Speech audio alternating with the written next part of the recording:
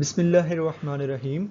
My name is Muhammad Yasir Riaz and my registration number is SP21 BCS 026. And today my topic is role and impact of Pakistan in Soviet Afghan War.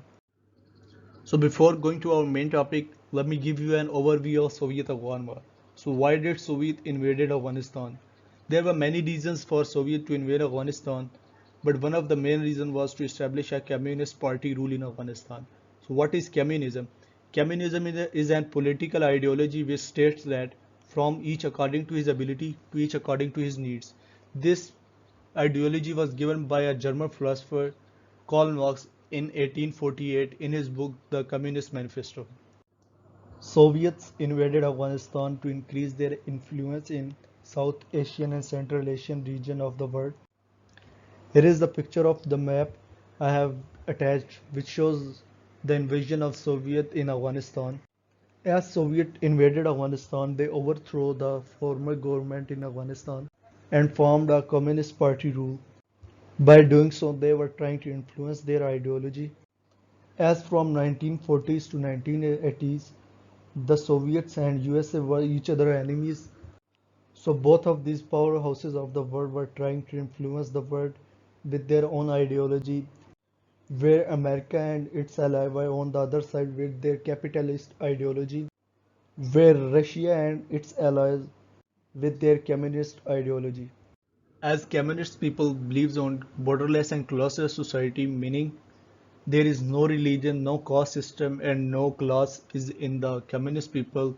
So, according to communist people, the world should be ruled under a single state rule. Now here comes the reason for Pakistan to fight in Soviet Afghan War.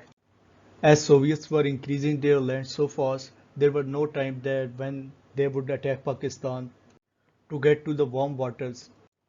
At that time, the president of Pakistan, General Ziaul Haq, got the sense of this danger, and the president of Pakistan decided to go into the war with Soviet in Afghanistan so they can push away them even before coming to Pakistan.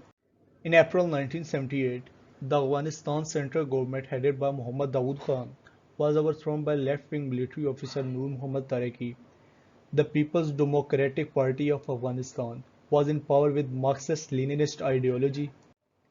The new government, which had little support, formed close ties with Soviet Union and launched ruthless purges of all domestic opposition and began extensive land and social reform which were bitterly resisted by devoted Muslims and largely anti-communist population.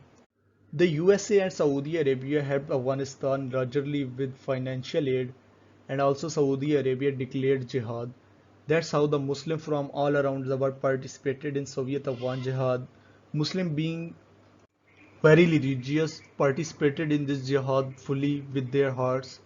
USA being the eternal enemy of USSR supported Afghan Mujahideen and their jihad.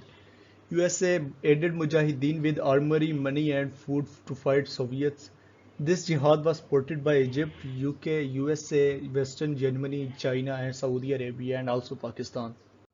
Here is the picture of flow chart that I have taken from the Wikipedia, which shows the channeling of money and weapon provided by an ISI officer Mohammad Yusuf in his book Afghanistan, the Bear Trap, The Defeat of Superpowers, where he writes the US supported Afghanistan with almost $250 million and Saudi Arabia contributed the same amount. According to a Pakistani journalist Mohammad Ahmed Rashid, the Soviet Union contributed approximately $5 billion per year in Afghanistan. Operation Cyclone was the code name for the United States Central Intelligence Agency program to arm and finance the Mujahideen in Afghanistan from 1979 to 1989. With the American and Saudi aid, the ISI started training the pro-Islamist group.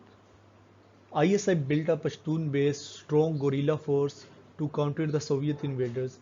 Every information that I have given in this video has given with the sources in the link in every slide. As Soviet invasion started in Afghanistan, the common person living in Afghanistan started fleeing from their homeland to neighboring countries like Pakistan, Iran and Bhutan and other countries. So that's how Pakistan became a home to over a million refugees. About 1.5 million officially registered Afghan refugees were reported to be living in Afghanistan, in addition to approximately 1 million more unregistered refugees. This picture shows a Afghan refugee fleeing with his family from fighting entering Pakistan near border in Peshawar in May 1980. Pakistan gave a refuge to many Pashtun communities to migrate from Afghanistan to Pakistan's northern eastern area.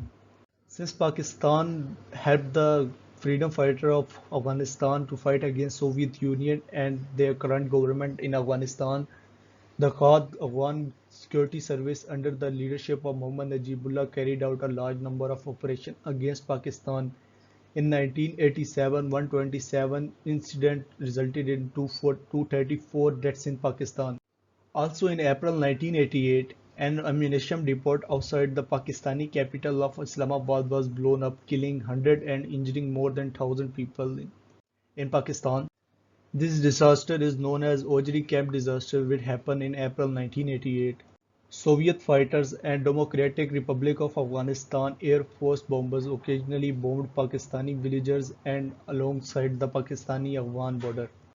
All of this had a heavy impact on Pakistan and its effect continue to this day. Pakistan, by supporting the Mujahideen, played a significant role in withdrawal of Soviet military personnel from Afghanistan. Since India supported Soviet in Soviet-Afghan war, Pakistan was afraid there might come a time when they had to fight a two-front war threat from the northwest in Afghanistan if Soviet invasion was succeeded and from East Indian side. So Pakistan had to fight Soviet before reaching the Pakistani border. And with that sentence, the topic of my today's discussion is concluded and thank you. Assalamu alaikum.